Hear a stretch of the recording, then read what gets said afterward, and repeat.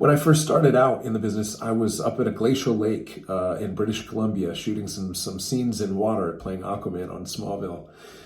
Tom Welling, who played Superman on the show, also had to get in the freezing cold lake, but he had asked for a hot tub to be brought up. And lo and behold, a few minutes later, somehow a hot tub is brought to the middle of the woods up in the mountains in BC.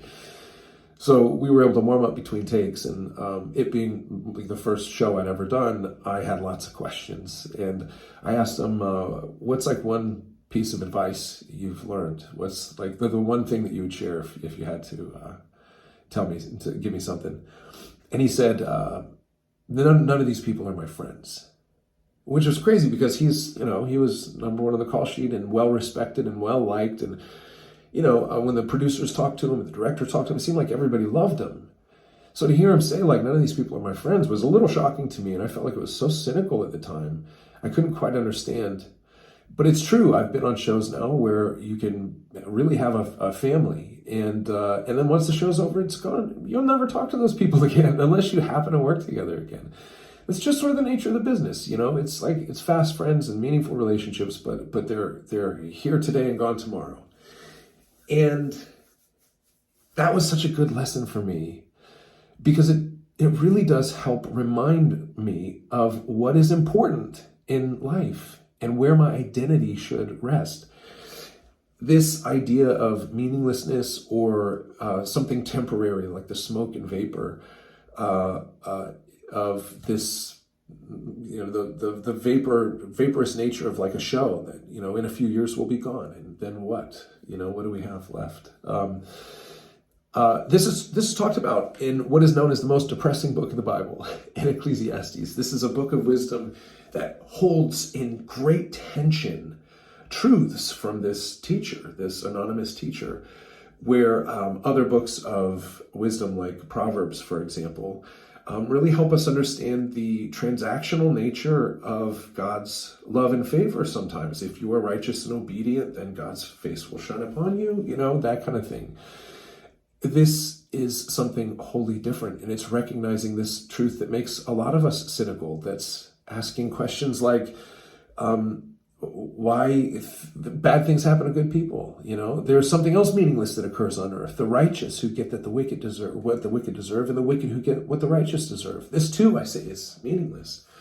That word meaningless is hebel in Hebrew, and it really means smoke or vapor. It's the absurd, nature of how fleeting things are in life.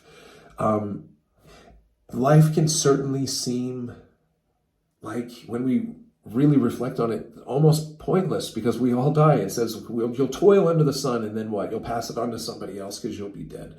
Like, what was your work for? It was all hebel, smoke, vapor. There's nothing to hold on to now. You're dead. But there is a purpose to opining of how hard things are. And it says in Ecclesiastes 12, and the conclusion of the matter is this: fear God and keep his commandments, for this is the duty of all mankind. So this teacher recognizes the absurdity of it all, the temporary nature of it all, but also says, let's not forsake God and being good amongst all this absurdity. There are things that we cannot control. We recognize that they're there and we can do nothing about it. You cannot grab onto that vapor and change it. And we're called to a certain way of life, God's commandments, and keeping his commandments and being righteous and obedient to that. When we take this book in the context of all Scripture, we have the New Testament with the person of Jesus Christ, who embodies the way, the right way to enjoy your lot in life the way that Ecclesiastes calls you to. And it's done with love, joy, peace, patience, kindness, goodness, faithfulness, gentleness, and self-control. It says, against such things there is no law. There's no law against being good in those ways. And those ways, it said, are the fruit of the Spirit, are the fruit of God. It's who he is. And so when that manifests in us, we then have meaning, purpose. There's nothing meaningless about living that kind of life, enjoying that kind of lot. And so I have to look for ways to recognize where things of eternal value, where love was shown, joy, peace, patience, kindness, goodness, faithfulness, gentleness, self-control, where those were shown on this, the beginning of my career, or in, Unoppressed Tour, where we talk about the show, we can find meaning in the way that we live our lives.